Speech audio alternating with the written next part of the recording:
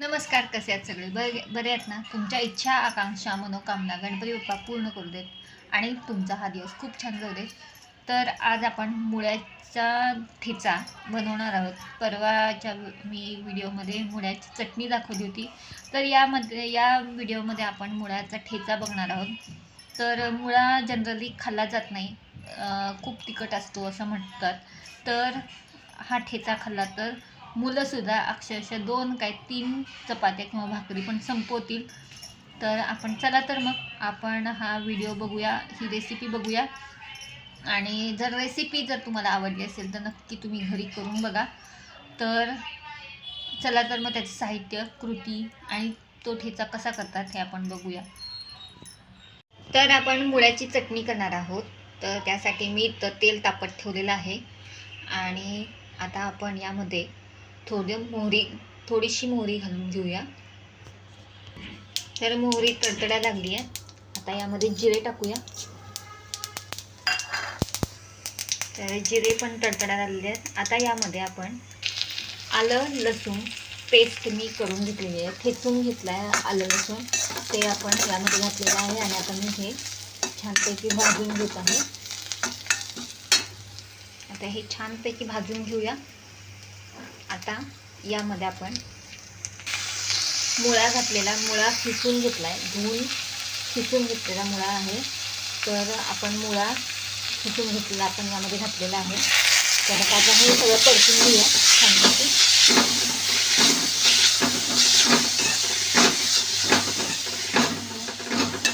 मी लोखंडाच्या कढईत फोडणी केलेली आहे, कारण का लोखंडामुळे खूप छान या ठेच्याला चव येते.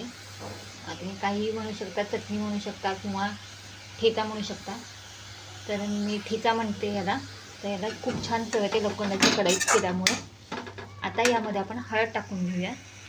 आपण हळद टाकून घेतलेली आहे, बघू शकता. आता हे छानपैकी आपण परतून घेऊया.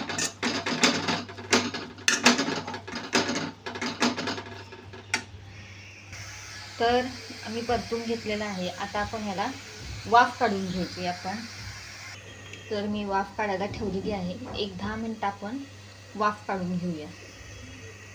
तर 10 मिनटं झालेली आहेत आपली. आपण झाकण काढून आपण बघूया. तर छान हा मुळा शिजलेला आहे. आपल्याला पाणी घालून शिजवायचं नाही आहे. तर आता यामध्ये आपण मीठ घालणार आहोत. मी मीठ घालून घेतलेलं आहे, बघू शकता.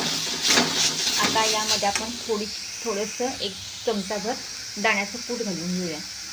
तर मी दाण्याचं कूट घालून घेतलेलं आहे. आता आपण हे सगळं एकत्र करून घेऊ. आणि आता आपला ठेचा मुळ्याचा तयार आहे. आता आपण सर्व करून घेऊया. तर मुळ्याचा ठेचा तयार आहे, तुम्ही बघू शकताय. तर कशी वाटली माझी ही रेसिपी? जर मुळ्याचा ठेचा आवडला असेल तर नक्की घरी करून बघा. आणि जर घरी तुम्हाला चांगला लागला तर मला कमेंट करून सांगा कसा झाला आहे ते. आणि जर अशीच रेसिपी तुम्हाला बघायची असेल तर माझ्या चॅनलला सबस्क्राईब करा. जेव्हा तुम्ही चॅनलला सबस्क्राईब कराल तेव्हा माझ्या अशा रेसिपी तुमच्यापर्यंत पोहोचतील.